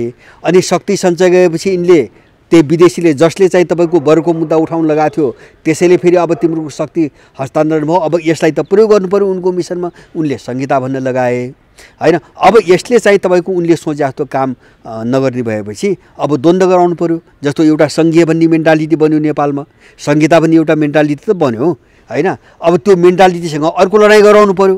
त्यसपछि यिनले होइन यो सबै चाहिँ अब के अरे प्रशासनिक चाहिँ युनिट मात्रै हो भन्न लगाउने। अब यिनले यो खेल खेलिरहेको छन् सधैँभरि। त्यस कारणले अब यो यिनको यो भाषा हेर्दैमा यिनीहरू इमान्दार भएको, यिनीहरू सुध्रिन थालेको अथवा चाहिँ यिनी अर्को दिशामा जान खोजेको त्यही गलत अर्थ लगाएर चाहिँ हामी बिग्रन्छौँ, हामी फस्छौँ। त्यस कारणले यो खेल हो, मात्रै खेल हो यो। त्यस कारणले अब केपी ओलीले मानव चाहिँ तपाईँको भोलि अहिले चाहिँ के अरे चाहिँ सङ्घीय लोकतान्त्रिक गणतन्त्र नेपाल नभन्ने भनेका छन्, अब चाहिँ नेपाल मात्रै लेख्ने भनेका छन्, भोलि अर्को कुरो भनिदिन्छन्। यो द्वन्द्व गराउने एउटा खेल हो भनौँ न, एउटा लडाउने एजेन्डा भनेर तपाईँले प्रश्न पारिसक्नु। अन्तर्विरोध कसरी पैदा गर्ने उनीहरू अहिले त्यो खेलमा लागिरहेछन् सबै विदेशीहरू। अब केपी ओलीले यही झगडाको बेलामा मैले राजीनामा दिनु भनेको देश बर्बाद हुनु हो भनेर बोलेको कुराहरू अहिले एकदमै भाइरल भइरहेको छ। के साँच्चीकै केपी ओलीले राजीनामा दिनु देश बर्बाद हुनु हो कि केपी ओलीको विकल्पमा अरू छैनन्? किन यसो भने केपी ओली? होइन, केपी ओलीले उनले छोडेपछि देश बर्बाद हुन्छ भने उनको व्याख्या भयो। जस्तो उनका मैले भने नि उनका आफ्ना सपना छन्, उनका आफ्ना उद्देश्यहरू छन्, उनका आफ्ना मिसन छन्, अथवा उनी जहाँ जोडिएका छन् ती शक्तिहरूका सबै कुराहरू छन्। त्यो कोणबाट हेर्दाखेरि बर्बाद हुन्छ नै होइन, त्यो उनको आफ्नो व्याख्या भयो। अब तपाईँले भने जस्तो अर्को चाहिँ विकल्पलाई अब चाहिँ अलि नयाँ कोणबाट चाहिँ बुझ्न जरुरी भयो जस्तो लाग्छ मलाई योसम्म परिस्थिति हेर्दाखेरि। जस्तो एउटा विकल्प के हो भन्छ भने हामीले अहिलेसम्म प्रयोगमा हेर्दै आएको, अब ओली छैन, ओलीको ठाउँमा चाहिँ तपाईँको माधव नेपालको ठाउँमा शेरबहादुर अथवा यो दलको ठाउँमा त्यो। अब यो विकल्प जो एउटा मान्छेको धारणा बनाएको थियो नि, अब यो तरलतामा यो अन्तर्विरोध अलिकति उग्र हुँदै जाने क्रममा 2-4 महिना यसै गरी तान्निने, यसै गरी अगाडि बढ्नेसम्म हुन सक्ला। तर एउटा दलको विकल्प अर्को दल अथवा त्यो दलको एउटा व्यक्तिको विकल्प अर्को व्यक्ति भन्ने जो एउटा प्रक्रिया थियो नि, यो चाहिँ नेपालमा अन्त्य भएको छ। अब यो जाँदैन, मैले त्यो सम्भावना देख्दिनँ होइन। मैले भन्न खोजेको के हुन्छ भने अब एउटा परिस्थिति निर्माण भयो नेपालमा। अब यिनीहरूको विकल्प के त? मैले बुझेँ, एउटा परिस्थिति नेपालमा निर्माण भयो। अब केपी ओलीको ढलेर अर्को कुनै व्यक्तिको सरकार आयो भने पनि अब त्यसको जबरजस्त प्रतिरोध नेपालमा संस्थागत भइसकेको छ। यद्यपि त्यो फिल्टर हुने प्रक्रियामा छ होइन। जस्तो हामीले सडक भन्छौँ नि होइन, जस्तो हिजोको जस्तो अब के हुँदैन भन्छ भने केपीलाई हटाएर बडो चाहिँ तपाईँको लोकप्रिय कुरा गरेर अर्को कुनै त्यो दलभित्रको कुनै मान्छे जाने र सरकार बनाउने, अनि चाहिँ मान्छे चाहिँ शान्त र चुपचाप भइराख्ने जो अवस्था थियो नि, यसको अन्त्य भएको छ। सबभन्दा राम्रो बाटो अहिलेलाई यो हो। म अलिकति बिस्तारै भन्छु। अब जस्तो सडकमा धेरै चुनौतीहरू चाहिँ निर्माण भइसकेका छन्, यद्यपि ती फिल्टर हुन बाँकी छन् दुई कोणबाट। एउटा सङ्गठित शक्तिको रूपमा चाहिँ अब उनीहरू चाहिँ थेग्रिँदैछन्, सङ्गठित शक्तिको रूपमा थेग्रिँदैछन् होइन, प्रक्रियामै छन्। र दोस्रो चिज चाहिँ त्यहाँभित्र पनि अब ध्रुवीकरण हुन्छ, सडकमा पनि अब ध्रुवीकरण हुन्छ। त्यो ध्रुवीकरण कहाँ हुन्छ भन्छ भने एउटा त सडकमा बोल्नेहरू अथवा भूमिका खेल्नेहरू कसको चाहना के हो यो मान्छेले राम्रोसँग बुझिरहेको छैन, अहिले पनि बुझिरहेको छैन। यिनीहरू पनि प्रायोजित छन् होइन, प्रायोजित मात्रै छैनन् कि मान्छे प्रायोजित पनि छन्, कसैले खेलाका पनि छन्।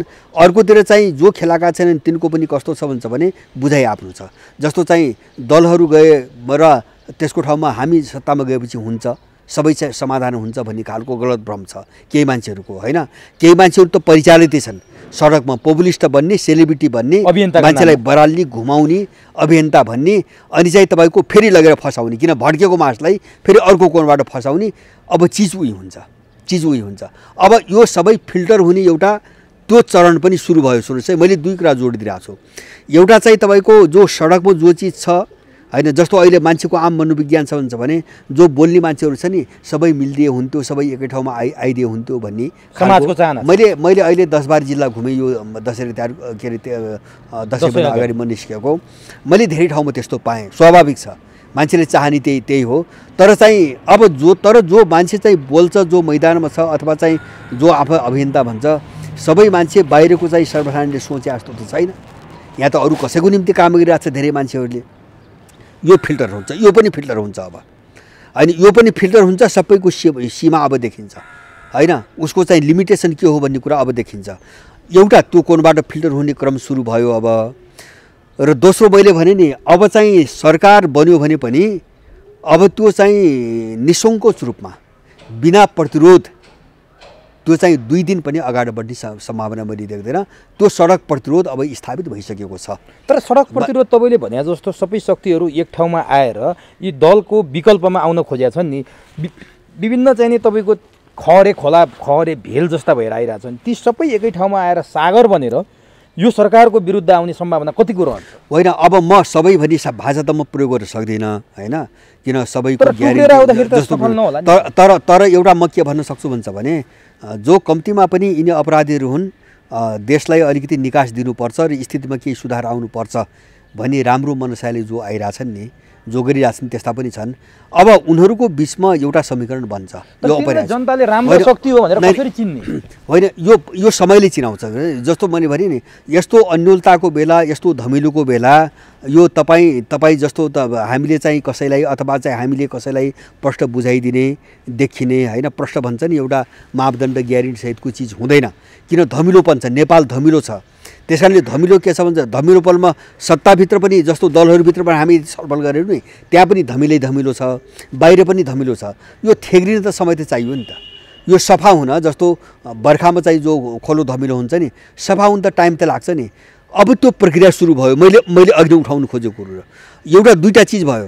एउटा चाहिँ तपाईँको सत्तामा चाहिँ यही दलीय यही पाखण्डी खेल खेलेर अनि मान्छेलाई अल्मल्याएर अब गइहालिन्छ भन्ने चाहिँ चरण अब अन्त्य भयो होइन। अब अर्को जो आए पनि चुनौती फेसै गर्नुपर्छ होइन, त्यो चरण अन्त्य भयो। सरकार मात्रै बदलेर केही हुनेवाला छैन, केही पनि हुनेवाला छैन। नै त्यसको विरोध रोकिन्न, अब भोलिपल्टैदेखि पनि रोकिन्न। त्यस कारणले गर्दाखेरि अब चाहिँ एउटा दलको ठाउँमा अर्को आएर अनि चाहिँ हामी अलमल्याइ हाल्छौँ भन्ने जो स्थिति थियो नि, यसको अन्त्य भयो। यसको सकारात्मक पाटो यो हो एउटा। दोस्रो सकारात्मक पाटो के हुन्छ भने सडकमा जो छन् नि राम्रा नराम्रा, अब यसको बिचमा पनि फिल्टर हुने स्थिति आयो। त्यो फिल्टर केले ल्याउँछ त भन्छ भने अब त्यो चाहिँ फिल्डरले ल्याउँछ, त्यो मैदानले ल्याउँछ। किन भन्छ भने अब त्यो ढङ्गको प्रक्रियामा सबै गइसकेका छन्, गइरहेका छन्। मलाई लाग्छ अब यो सबै चिज सबै जो दृश्य हुने सिन यो सबै स्पष्ट हुँदै जान्छ। अहिले सबै कुरो मैले यहाँ भन्न पर्दैन। जसरी यो प्रक्रिया अब यो नेपालमा किन यस्तो स्थिति आयो भन्छ भने यो परिस्थिति विश्वमा पनि आएको छ। जस्तो विश्वमा पनि यो के देख्यो त भन्छ भने जस्तो हिजोसम्मको विश्वको एउटा शासन जो विश्वलाई गरे नि, हिजोसम्मको अवस्था के हुन्छ भने अमेरिका कि युरोप, यो चाहिँ 4-5 वर्षदेखि चाहिँ संसार यसैमा घुम्दै आछ। कहिले अमेरिकाले चलाउने, कहिले युरोपले चलाउने, कहिले युरोपको बेलायतले चलाउने, कहिले चाहिँ जर्मनीले चलाउने, कहिले अमेरिकाले चलाउने। अब यो सबै बत्क्यो हो। जस्तो त्यो चिजको अन्त्य भयो। जस्तो ग्लोबली हेर्दाखेरि, विश्वव्यापी रूपमा हेर्दाखेरि युरोप कि अमेरिका भन्ने कोर्सको जसरी अन्त्य भयो र त्यसको ठाउँमा बहस के आयो त भन्दाखेरि पश्चिम कि चाहिँ तपाईँको पूर्व अथवा चीन जोडियो, चीन कि अमेरिका भन्ने, चीन कि अमेरिका भन्ने आयो, अथवा रुस कि युरोप भन्ने आयो। ओ नेपालमा त्यो स्थिति आयो होइन। त्यसको असर यहाँ पनि पर्यो। नेपालमा पनि यो दल कि त्यो दल मात्रै भन्ने कोर्स पुरा भयो र अब अर्को चाहिँ के हो त भन्ने कुरा पनि आयो, बहस त्यहाँ गयो र मलाई लाग्छ सडक त्यो ठाउँमा पुग्यो। त्यस कारणले ध्रुवीकरण चौतर्फी भइरहेको छ। विश्वको ध्रुवीकरणको असर नेपालमा पर्यो। हो, पर्छ नै, नेपालमा पर्छ नै। त्यस कारणले गर्दाखेरि अब यो मैले भने नि एउटा राम्रो पाटो के हुन्छ भने जब चाहिँ सडक जब चाहिँ कुनै दल जब यसको सट्टा यो अब त्योभन्दा बाहिर विकल्प छैन भन्ने जब कोर्सको अन्त्य भयो र त्यसको विकल्प सडक भयो, त्यस्तै गरी एउटा त्यो एउटा अब अर्को चाहिँ सडक जो हामीले सडक भन्छौँ नि, यही सडक पनि के हो त होइन। कसको चाहिँ ठ्याक्कै चाहिँ च्याखे थाप्ने कुरा मात्रै हो, कसको चाहिँ दलको ठाउँमा म गएपछि भइहाल्छ भन्ने हो, कसको चाहिँ देशको सङ्कटलाई अलिकति गहिरिएर बुझेर यो लडाइँलाई कहाँसम्म लग्नुपर्छ भन्ने हो होइन। हजुर, यो फिल्टर हुन्छ, यो फिल्टर अब हुन्छ, यो पनि फिल्टर हुन्छ। त्यसो हो भने अब केही दिन अगाडि केही यस्तै एउटा अभियन्ताहरूको समूहले नागरिक सरकारको कुरा गर्यो। राजासहित यो केपी ओलीको सरकार फालेर राज संस्था स्थापना गरेर अब हामी हाम्रो नागरिक सरकार बनाउँछौँ र सबै भ्रष्टहरूलाई कारबाही गर्छौँ, अब यो दिशामा हामी अगाडि बढ्यौँ भनेर आन्दोलन घोषणा गरेका छन्। त्यो कस्तो शक्ति हो? होइन, अब कसले कुन मनसायले अब गरिरहेछ त्यो सबै डिटेलमा त भन्दा जाउँ, तर मैले बुझेको एउटा के हो भन्छ भने जस्तो केपीको सरकार माने दलको सरकारको ठाउँमा नागरिक सरकार, यो एकदमै अमूर्त भयो। यो भनेको के होइन, यो भनेको के, यसको कुनै पनि अर्थ लाग्दैन, मैले बुझ्दिनँ होइन। जस्तो नागरिक सरकारलाई त परिभाषित गर्नु पर्यो, जस्तो दलीय सरकार परिभाषित छ होइन। उनका आफ्ना केही कामहरू फिक्स छन्, जस्तो उनी विदेशको काम गर्छन्, उनीहरू देश लुट्छन्, उनले चाहिँ आलो पालो सरकार चलाउँछन्, कहिले गठबन्धन बनाउँछन्, कहिले चाहिँ आफ्नो सरकार बनाउँछन्। उनी परिभाषित छन् लामो समयदेखि, उनले जमाजमी गर्ने काम त्यही हो, त्योभन्दा बढी केही पनि गर्दैनन्। अब चाहिँ तपाईँको भोलि चाहिँ सडक बाटो अर्को शक्ति बन्ला, कसैले नागरिक सरकार बन्ला, त्यसले गर्ने के त होइन। त्यसले चाहिँ सरकार बनाउने मात्रै हो कि होइन, सरकार बनाएर अरू केही गर्ने हो? मैले भने त्यो परिभाषित हुन्छ, अब हुन जरुरी भयो। अब त्यस कारणले गर्दाखेरि जस्तो मैले भन्छु नि, कसैको पनि सरकार बनोस्, कसैको नागरिक सरकार बनोस्, अथवा भोलि अर्को नयाँ चाहिँ राजनीतिक शक्ति बनेर उसको सरकार बनोस्, अथवा चाहिँ यिनी सबैको गठबन्धनको सरकार बनोस्, जे होस् भोलिको दृश्य मैले अनुमान गर्न सक्दिनँ। तर चिज के हुन्छ भने मैले भन्न खोजेको विदेशीहरूको यत्रो ताण्डव नाच्छ। तपाईँले अघि नै हामीले लामो चर्चा गऱ्यौँ होइन, रहका मान्छे आए, एमसिसीको चर्चा भइरहेछ, सारा चिनियाहरूको कुराहरू चाहिँ मान्छेले उठाइरहेछ होइन, उठाउनेले उठाइरहेछ। माने यो चाहिँ नाङ्गो नाच एउटा परेड स्थल जो भयो नि होइन, यसबाट निकास देशले पाउँछ कि पाउँदैन पहिलो कुरा होइन। भोलि बन्ने सरकारको एजेन्डा मैले भन्नु खोजेँ नि, देशले यसबाट निकास पाउँछ कि पाउँदैन, यो विदेशीहरूको चक्रव्यूहबाट निकास पाउँछ कि पाउँदैन, एक। दोस्रो कुरा, नेपाली चाहिँ आफ्नो घरभित्र बस्न नपाएर, आफ्नो गरेर खान नपाएर 80 लाख नेपाली चाहिँ बाहिर गएर अर्काको गुलामी गरिरहेछ। त्यसले आफ्नो घरभित्र बसेर साँझ बिहान खान पाउँछ कि पाउँदैन, त्यो वातावरण बन्छ कि बन्दैन होइन।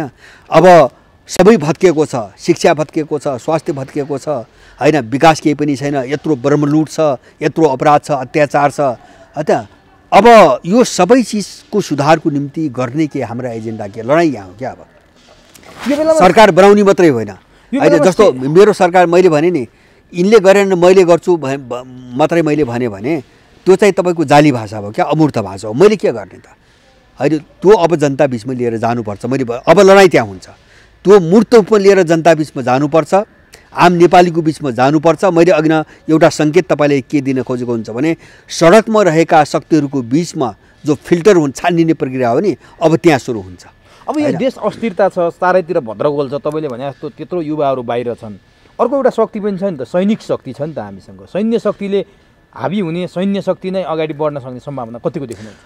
होइन, बढ्न सक्ने सम्भावना सबैको छ। मैले भने नि त्योभन्दा पनि मुख्य चिज के हुन्छ भने को बढ्ने, हामी बहसमा त्यहाँ नजाउँ, त्यो गलत बहस हो। यो हामी के को निम्ति बढ्ने भन्नेमा जाउँ भन्छु क्या मैले भने। होइन, कतिपयले त त्यो पनि आग्रह गरिसके, आकर्षित गरिसके, त्यो सम्भावना र त्यसले समस्याको समाधान गर्छ र सैन्य शक्ति अगाडि आयो। होइन, मैले भने नि त्यो एजेन्डा छैन भने समाधान गर्दैन भने यो त हामीले घुमाउने कुरो भयो क्या अर्को। जस्तो आज चाहिँ तपाईँको जस्तो भन्यो कहिले काङ्ग्रेस, कहिले माओवादी, कहिले चाहिँ राप्रपा, कहिले चाहिँ तपाईँको एमाले गर्दै गर्दै अहिले चाहिँ तपाईँको दलको ठाउँमा सेना, सेनाको ठाउँमा चाहिँ अर्को, माने कसको भन्ने चिजमा जाने कि के को निम्ति भन्ने चिजमा जाने, मेरो कुरो त्यो हो होइन। कसको सरकार भन्ने बहसमा हामी घुमिराख्ने, मान्छेलाई घुमाइराख्ने कि त्यो सरकार के को निम्ति हो भन्ने बहसमा जाने। मेरो भनाइ के हुन्छ भने के को निम्ति भन्ने बहसमा जाउँ। अब जसको ल ठिक छ, अब सेना ब्याकमा बस्ला, सेनाले कु गर्ला, अथवा उसको आडमा कोही शक्ति आउला, अथवा चाहिँ राजाको पनि छलफल भइरहेछ, बहस भइरहेछ होइन। भोलि अर्को खालको बहस छ। तर मेरो भनाइ बारम्बार त्यो के को निम्ति त्यहाँ स्पष्ट पाएर जनतालाई, नेपालीहरूलाई स्पष्ट पाएर त्यो जे गर्छौँ हामी भनिरहेका छौँ नि, त्यो के को निम्ति गर्छौँ, हामी त्यो कुरो लिएर जाउँ जनता बिचमा होइन। जब त्यो लगिँदैन भने अर्को यहाँ एउटा षड्यन्त्र कहाँ सुरु हुन्छ भन्छ भने, हामीले सालदेखि खाँदै आएको धोका कहाँ हुन्छ भन्छ भने, किन मान्छेभन्दा आक्रोश छ, सत्तामा बस्ने मान्छे अत्याचार गरिरहेछ, अपराध गरिरहेछ, त्यो कारणले यो ढल्दियो हुन्थ्यो भने त सामान्य मान्छेको मानसिकता त हुन्छ। अनि त्यो सोझोपनको फाइदा उठाइकन हामी जान्छौँ, अर्को तत्त्व जान्छ त्यहाँ, अनि उसले पनि त्यही गर्छ। त्यही गर्छ भने के गर्छ भन्छ भने विदेशीको यो खेल चलिराख्छ होइन। विदेशमा गएर चाहिँ बेवारिसे भएको चाहिँ परदेशी भएको मान्छे परदेशी नै भएर बसिरहेको छ होइन। नेपाल प्रयोगशाला भइरहेको छ, यो गरिबी भइरहेको छ। त्यसको के मतलब, त्यसको के अर्थ? त्यो परिवर्तन अब चाहिए, त्यो परिवर्तन चाहिएन। मेरो कुरो त्यही हो, त्यो परिवर्तन अब चाहिएन। त्यसमा नेपालीहरू स्पष्ट हुनुपर्छ। र कसैले हामी गर्छौँ भन्छ भने तिमी के गर्छौ प्रत्येकलाई सोध्नुपर्छ, अब सोध्नुपर्छ। अब त्यो प्रक्रियामा जानुपर्छ। अब नि यो अस्थिरता छ, असन्तुष्टि छ, सबै भइरहेको बेला राज संस्था फर्किनुपर्छ भनेर विभिन्न ठाउँमा जुलुसहरू पनि त्यो ठुलै सङ्ख्यामा पनि देखिन थाले। नेपालमा काठमाडौँमा मात्रै होइन, विभिन्न जिल्लाहरूमा पनि राज संस्था फर्किनुपर्छ, राजा आऊ देश बचाऊ भनेर त्यो खालको अभियानहरू पनि सुरु भएका छन्। तपाईँहरूको आफ्नै खालको अभियान छ। यो राजा आउने, राज संस्था पुनर्स्थापित हुने सम्भावना चाहिँ कति देख्नुहुन्छ तपाईँ? होइन, मैले सम्भावना मैले देख्छु। जस्तो तपाईँको नेपालभित्रको परिवेशको कुरा गर्ने हो भने त सम्भावना 95% बढिसकेको छ राज संस्था फर्किने। हो, अब दलको पक्षमा कोही पनि मान्छे नहुने। मैले भने नि यो दल कि त्यो दल होइन कि अब यो दलीयता यो प्रणालीकै विरुद्धमा सारा नेपाली गइसक्यो। अब यो अभिशाप हो भन्ने चाहिँ निष्कर्षमा जब मान्छे पुगिसक्यो भने त्यसको अर्थ हो चाहिँ अब राजाको निम्ति मैदान पुरै खाली भइसक्यो। यो हाम्रो परिवेशको कुरा गर्दा होइन, यो वस्तुगत परिवेशको कुरा गर्दा अब त्यो जस्तो तपाईँले सम्भावना भन्नु भने अब सम्भावनाहरूसँग अर्को पाटो जोडिन्छ। त्यो पाटो के भन्छ भने उनको भूमिका के होइन। जस्तो यति बेला देश जुन अप्ठ्यारोमा छ होइन, अब जनता जसरी छटपटाइरहेछ, मान्छे खान पाइरहेको छैन, बस्नु पाइरहेको छैन। अब यसलाई एउटा निकास दिने हिसाबले एउटा दिशासहित, एउटा विचारसहित उनको भूमिका हुने हो भने हुनुपर्छ। मेरो आफ्नो भनाइमा हुनुपर्छ त्यो। अब उनलाई रोक्ने ताकत चाहिँ नेपालभित्र अब छैन। उनलाई रोक्ने ताकत नेपालभित्र अब अहिले छैन, अहिले तत्कालको निम्ति छैन। यो एउटा पाटो भयो। अब दोस्रो पाटो अर्को चाहिँ हामीले हेर्ने पाटो के हो भन्छ भने, जस्तो यहाँको राजनीति नेपालको कस्तो हुन्छ भने जो होला केही न केही त्यो पाटो पनि हेर्नुपर्छ, त्यो पुरै उपेक्षा गर्न सकिँदैन। तर चाहिँ केही न केही हेर्ने मात्रै होइन कि जम्मै निर्णायक रूपमा अब विदेशीहरूका बिचको एउटा चाहिँ सहमति खोज्ने होइन। उसले के भन्छ, उसले मान्छ कि मान्दैन, ऊ मपट्टि पोजिटिभ सकारात्मक छ कि छैन होइन। कसैले चीन हेर्ने, कसैले अमेरिका हेर्ने, कसैले इन्डिया हेर्ने र नेपाली जनतालाई नगर्ने होइन। जनता भनेको केही पनि होइन, नेपाली भनेको केही पनि होइन, र नेपालको समस्या भनेको केही पनि होइन। एजेन्डा पनि उनका हेर्ने र अब सत्तामा ल्याइदिन्छ पनि मुख पनि उनको हेर्ने खालको परिवेश बाट यदि कसैले चाहिँ आफ्नो पुनर्स्थापना खोजेको हो भने त्यो चाहिँ तपाईको अब सधैँको निम्ति अन्त्य हुने प्रक्रिया हो। किन भन्छ भने होला त्यो आउला नेपाली माटोबाट आउनु पर्यो भने तपाईको एकदम त्यो होला, त्यो बाहिरको समीकरणबाट होला। मैले त्यसलाई इन्कार गर्न खोजेको भने कि त्यसरी आयो भने काम गर्न सकिँदैन, एउटा काम गर्न सकिँदैन, स्थायित्व हुँदैन। स्थायित्व नभएपछि काम गर्न नसकेपछि नेपाली जनताले त्यो फ्याक्टरलाई फेरि अर्को 3 महिना पर्खिँदैन, त्यो 3 महिना समाप्त भएर जान्छ। त्यो जोखिम चाहिँ छ नेपालमा। किन नेपाल त्यस्तो विस्फोटक ठाउँमा पुगिसक्यो मान्छेको मानसिकता। त्यसकारणले गर्दाखेरि मेरो आफ्नो जस्तो तत्कालको अहिलेको परिवेश हेर्दा हैन, जस्तो यिनीहरू चाहिँ तपाईको जो घुमाउनु खोजिरहेछन् यो दलहरूभित्रै घुमाउने चाहिँ देशलाई अराजकतातिर सधैँभरि यस्तै लगिराख्ने, अब यसलाई रोकथाम गर्ने बाहिर एउटा सङ्गठित शक्तिको रूपमा भएको विकल्प त्यही राज संस्था हो। अर्को विकल्प तुरुन्तै बन्न सकिरहेको छैन, बन्ने क्रममै छन्, बन्छन् ती भोलि सिटोमा बन्छन्, तर तत्कालै छैन। त्यो कोणबाट भूमिका राम्रो खेल्न सक्ने हो भने एउटा उनको निम्ति चाहिँ पोजिटिभ कुरा छ। तर चाहिँ जो मान्छे सडकमा छन् नि, राजाको नाममा जो सडकमा छन् नि, अब यिनको एजेन्डा मैले केही पनि देख्दैन। जस्तो राजा आऊ देश बचाऊ भन्छ, कमसेकम उसले यसको साथसाथै यो भने पनि उसले के भन्नु पर्थ्यो भन्दाखेरि विदेशी शक्ति विरुद्ध बोल्नु पर्थ्यो, उसले विकासको कुरा गर्नु पर्थ्यो, उसले चाहिँ यत्रो मान्छे देश बाहिर बस्न बाध्य भइरहेछ उसको चाहिँ तपाईँको समस्याको कुरा बोल्नु पर्थ्यो हैन। देशमा चौतर्फी यसो अराजकता छ, एजेन्डा बोल्नु पर्थ्यो। त अब त्यो एउटा प्रवृत्ति हो, त्यो एउटा प्रवृत्ति हो, नेपालमा हुर्किँदै आछ। त हामी अब कहाँ जानु हुँदैन भन्छ भने ठिक छ, देशको निम्ति सहयोगी हुने, पूरक हुने, भूमिका खेल्ने सबै शक्तिसँग मिलेर जानुपर्छ। त्यो राजा बनाइदिने हैन, जनतालाई समृद्ध पारिदिने राजाले हो, राष्ट्रपतिले हो, दलले हो भनेर जो हामी भाग्यवादी गरेर भयौँ नि, त्यसकै दुष्परिणाम हामी भोग्दैछौँ। हामीले आफूमाथि विश्वास गर्नुपर्छ हैन, हामी गर्छौँ भन्ने भावना हामी गर्नुपर्छ। र अब देश बनाउनको निम्ति र हाम्रो आफ्नै जीवन बनाउनको निम्ति पनि अब एउटा राम्रो कामको निम्ति सहकारी गर्न जो आउँछन् सबैसँग मिलेर जानुपर्छ भन्ने जाने हो। एजेन्डामा जाने हो, विषयमा जाने हो, पात्रमा जाने होइन। यो लडाइँ पात्रको विषयमा हुनु हुँदैन, मेरो भनाइ त्यहाँ हो हैन। पात्र गौण हुनुपर्छ। ठिक छ, राजा आउलान्, राजासँग सहकारी गर्नु पर्ला, तर त्यो गौण विषय हो। मुख्य विषय देश हो, मुख्य विषय राष्ट्र हो र यहाँको मान्छे हो, यहाँको समृद्धि हो। त्यसलाई कसरी लाने भन्ने कोणबाट बहस हुनुपर्छ। त्यो ढङ्गले गयो भने मलाई लाग्छ यसले निकास पाउँछ र मान्छेले बुझ्छ, अलि राम्रोसँग बुझ्छ पनि। अब म अन्तिममा छु। यो त नेपालको राजनीतिक समसामयिक विषयमा कुराकानी भयो। भर्खरै अमेरिकाको राष्ट्रपतिको निर्वाचन सम्पन्न भएको छ। अमेरिकामा ट्रम्पलाई चाहिँ अलिकति अराजकवादी, अलिकति अल्ट्रा नेसनलिस्ट भनेर पनि हामीले सुन्थ्यौँ, पढ्थ्यौँ, हेर्थ्यौँ र उनका गतिविधिहरू पनि त्यस्तै देखिन्थ्यो। अब उनको ठाउँमा डेमोक्रेटिक पार्टीका जोन बाइडेन चाहिँ निर्वाचित भएर आछन्। यसले समग्रमा विश्व राजनीतिमा कस्तो असर पार्छ, दक्षिण एसियामा कस्तो पार्छ र नेपालमा चाहिँ कस्तो असर पार्छ? अब एउटा हामीले हेर्ने के हो भन्छ भने जो बाइडेनको विजयले अमेरिकाको अन्तर्राष्ट्रिय मामिलामा खासै अन्तर चाहिँ ल्याउँदैन। यो चाहिँ अब नबुझ्ने मान्छेहरूको कुरा हो। तर त्यसले केही चिजमा चाहिँ उनीहरूको जो पुरानो समीकरण थियो नि, त्यो समीकरणमा अलिकति परिवर्तन ल्याउँछ। जस्तो त्यो समीकरण भनेको हुन्छ भने युरोप र अमेरिकाको बिचमा जो विभाजन बढ्दै गएको थियो त्यो विभाजनलाई रोक्छ हैन। त्यो विभाजनलाई रोक्छ किन ट्रम्पको चाहिँ जस्तो मेक अमेरिका ग्रेट अगेन, उनी अमेरिका केन्द्रित थिए, डोनाल्ड ट्रम्प अमेरिका केन्द्रित थिए।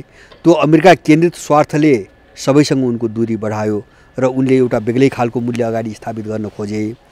अब युरोप र अमेरिकाको बिचमा अलिकति सम्बन्ध सुधार हुन्छ र कतिपय मान्छेहरूको आकलन छ नि, जस्तो रुस र चीनसँगको यो चाहिँ तपाईँको दूरी घट्छ भन्दै गएको थियो, त्यो होइन, त्यो बढ्छ। मेरो आफ्नो बुझाइमा त्यो चाहिँ अझै बढ्छ।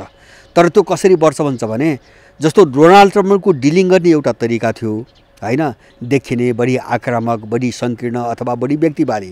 किन डोनाल्ड ट्रम्पको के हो भन्छ भने उनी आफू केन्द्रित भएर आफूसँग जे मूल्यहरू छन् त्यो मूल्य केन्द्रित भएर उनी अगाडि बढ्दा हैन, उनको आफ्नोपन सङ्कीर्णता बढी देखिएको मात्रै हो। जस्तो अहिलेको अमेरिकाको जो बाइडेनहरू आए नि, यिनको त लामो परम्परा छ। एउटा अब जस्तो एउटा भ्यालुहरू छन्, मूल्यहरू छन्, विचारहरू छन्, सिद्धान्तहरू छन्, पृष्ठभूमि छ। अब अथवा चाहिँ तपाईँको उनको आफ्नो रणनीति पनि छ। त्यस कारणले त्यो चाहिँ एउटा नीतिगत तहमा देखिन्छ। डोनाल्ड ट्रम्पको व्यक्तिगत जस्तो देखिन्थ्यो, यिनीहरूको नीतिगत तहमा चाहिँ तपाईँको जान्छ। तर चीनप्रति यिनीहरू बढी कठोर छन्, मैले बुझेको त्यो डोनाल्ड ट्रम्पभन्दा यिनीहरू बढी उनले व्यक्तिगत हिसाबले डिल गरे हुनाले त्यो चाहिँ चर्को देखिएको हो। यिनीहरूको नीतिगत डिल हुन्छ, त्योभन्दा बढी चर्को हुन्छ। त्यस कारणले यो ध्रुवीकरण बढ्छ, फाट्दै जान्छ, झन् बढी चर्को हुँदै जान्छ। अलिकति युरोप र अमेरिकाको बिचको सम्बन्ध अलिकति केही सुधार आउँछ। त्यो सुधार गर्छन् नै, किन अर्को शक्तिको डरले पनि उनले सुधार गर्नुपर्ने स्थिति आउँछ। त्यो सुधार अमेरिका ट्रम्पको पालामा किन भएन भन्छ भने उनले अमेरिकालाई सेन्टरमा राखेर त्यो सुधार हुन नसक्यो युरोपियनसँग। अब यिनीहरूले ग्लोबल साझा चाहिँ स्वार्थलाई अलिकति बढी महत्त्व दिन्छन्, त्यो देखिन्छ। र अलिकति बाइडेनको चाहिँ तपाईँको यो चाहिँ के अरे विजय भएपछि इन्डियनहरूसँग अलिकति अन्तर्विरोध बढ्छ केही मामिलामा, जस्तो उनले सङ्केत दिएका छन्। किन उनीहरू मानवाधिकार अथवा आधुनिक मूल्य मान्यतामा बढी अलिकति कट्टरता देखाउने हुन् डेमोक्रेटहरू। जस्तो उनले काश्मीरको विषयमा अलिकति बोलेका छन् चुनावकै बेला। अब मोदीहरूको नागरिकता जो कानुन बन्या छ त्यसको विषयमा बोलेका छन्। अब त्यहाँभित्रका कतिपय मानवाधिकारका कुराहरूमा बोलेका छन्, मुस्लिमहरूको विषयमा बोलेका छन्। अब यसले गर्दाखेरि इन्डियन सत्तासँग अलिकति उनको आन्तरिक अन्तर्विरोध बढ्छ। तर ग्लोबल रणनीतिमा चाहिँ त्यसले केही फरक पार्दैन, ग्लोबल रणनीतिमा केही फरक पार्दैन। अब तर एउटा चाहिँ अर्को चित्र एउटा के हो भने धेरैलाई लाग्ला डोनाल्ड ट्रम्पले जे चाहिँ लागू गरे यो चाहिँ 4 वर्षको कार्यकालमा यो सबै चाहिँ बाइडेनले उल्ट्याउँछन् भने यो मान्छेको भ्रम हो। यो नेपालमा चाहिँ कस्तो असर पार्छ? होइन, नेपालमा केही फरक पार्दैन। एमसीसीको विषयमा होइन, त्यो केही फरक पार्दैन। जस्तो एमसीसी त अहिलेको कुरो होइन नि त। एमसीसी जस्तो एमसीसीको नामको रणनीति उनले बनाएको 2002 मा हो, 2002 मा हो, अहिले होइन। त्यसपछि त डेमोक्रेटहरूले पनि धेरै अगाडि बढाए। उनको पोलिसी बनेको 2002 मै एमसीसी गठन भएको। अब चाहिँ ट्रम्पको त मात्रै के हो भन्छ भने इन्डो पेसिफिक रणनीति पनि त्यो ट्रम्पको पालामा गृहकार्य त धेरै पहिले भएको छ। ट्रम्पले त्यसलाई एक्सनमा लगे, कार्यान्वयनमा लगे, 2017बाट कार्यान्वयनमा लगे उनी सत्तामा आएपछि। र एमसीसीलाई इन्डो पेसिफिक हालेर उनले चाहिँ यो क्षेत्रमा एक्टिभाइज गरे, कुरो त्यति मात्रै हो। उनले पनि कन्टिन्यू गर्छन्, कन्टिन्यू नै गर्छ नि। त्यो चीन विरोधी रणनीति त उनको त फरकै पर्दैन। त्यति मात्रै होइन, मैले अर्को कुरो भन्न खोजिरहेको थिएँ।